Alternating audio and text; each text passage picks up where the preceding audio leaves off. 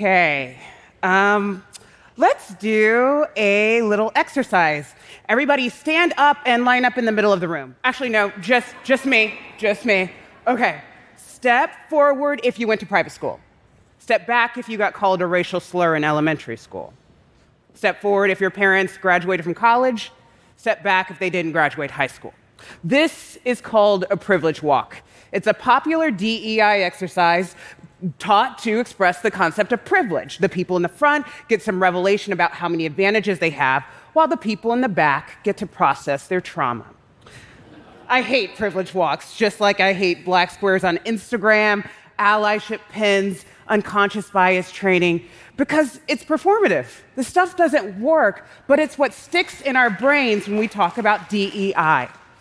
DEI, or diversity, equity, and inclusion, refers to the set of tools that organizations use to prevent discrimination, comply with civil rights laws, and create environments more welcoming to people from marginalized backgrounds.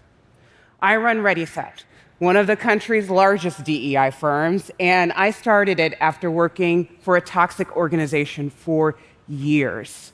And I often talk about the academic reasons why I started Rethink, but in reality, I started it because I was traumatized, and I didn't want anyone to go through what I had been through. Now, we're in the middle of a DEI backlash.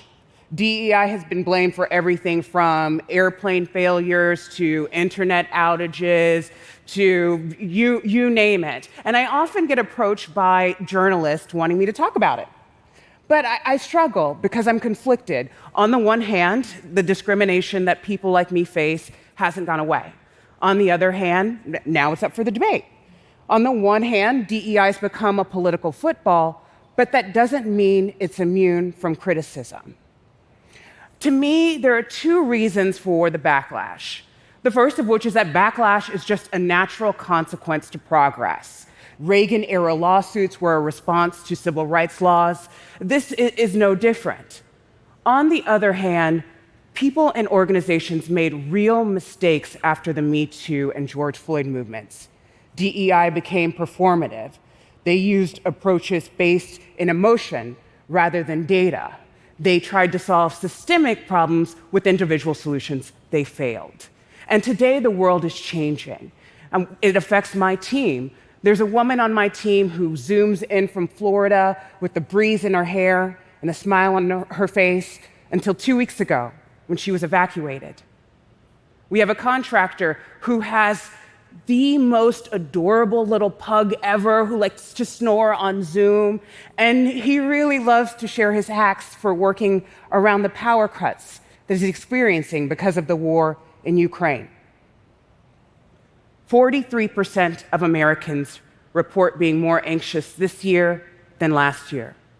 And over the same time period, we've seen an increase in workplace conflict, absenteeism, and disengagement. The outside is creeping in, and the models we have no longer work. We don't do privilege walks at my job, but we did do an anti-Semitism training on October 7th, because we couldn't work through that day like it was any other.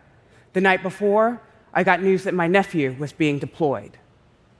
We didn't all agree in that training, but what we did do was try to tackle misinformation, unpack our assumptions, and talk about how we treat each other with compassion and respect. That's what DEI could be. The next day, we did a training on anti-Arab racism and Islamophobia. We have tools for elder care and climate emergencies. We have training for how to talk about politics at work, and it's not just for us. Our clients are asking for these things as well. And while I may feel conflicted about giving interviews, I'm not conflicted about what's next. There's something really exciting about doing something new. And new is what we need if we're going to tackle these problems that face us. You know, I don't think we should be naive either. Discrimination still exists. The culture wars are happening in the office today. And all of the problems I've just described, climate change, political instability, care responsibilities, affect people differently depending on the identities that they hold. You know, the one thing I do love about privilege walks, I will say, is they always come with a surprise. Like Chad from accounting will tell you he used to boost cars for fun and then he turned his life around. And you're reminded, you never know what people are carrying. So I wonder, what would it look like if we did a privilege walk updated for today? Step back if you're struggling with chronic illness. Step back if you're juggling elder care and child care. Step back if your life has been disrupted by a once-in-a-200-year weather event. Step back if you've been asked to work through it. Thank you.